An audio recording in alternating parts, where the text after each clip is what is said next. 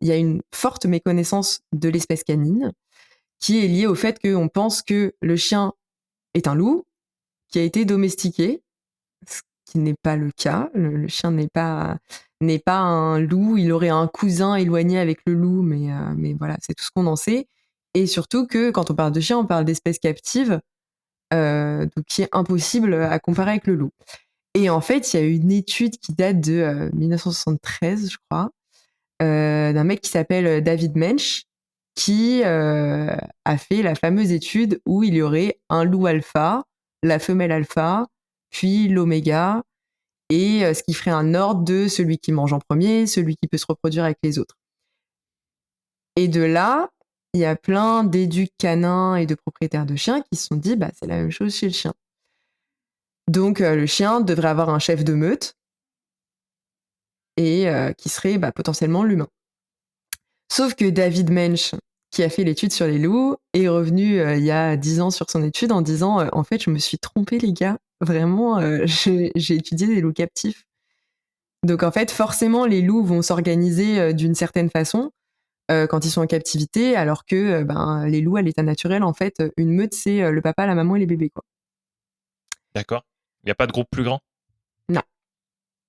Non, non. Et en fait, c'est ça qui est assez drôle, c'est que 3/4 des espèces vraiment ne vivent pas dans un espèce de truc hiérarchique. Je pense que c'est un truc très humain d'ailleurs.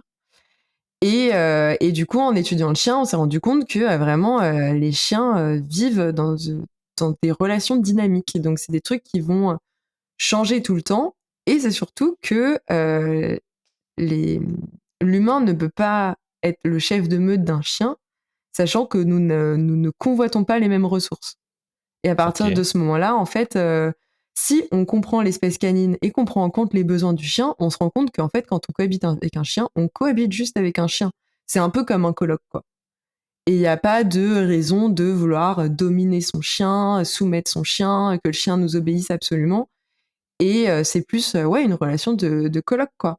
De coloc qui est dépendant de nous pour sortir, manger, etc.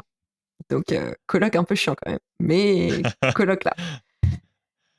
Donc ça, c'est le D'accord. premier truc, c'est que à partir du moment où tu comprends ce qu'est l'espèce canine et comment l'espèce canine fonctionne, tu vas te comporter totalement différemment en éducation. C'est-à-dire que les gens qui pensent que y a une meute chez le chien et qu'il faut dominer son chien, ils vont avoir forcément tendance à être plus durs avec leur chien, à le mettre dans des situations de contrainte, à vouloir absolument que le chien obéisse, à utiliser des outils douloureux pour l'éducation. Alors que si tu comprends qu'en fait ton chien c'est juste un coloc que t'obliges à vivre avec toi et qui dépend de toi, en fait la meilleure façon de cohabiter avec lui c'est d'essayer de faire des compromis.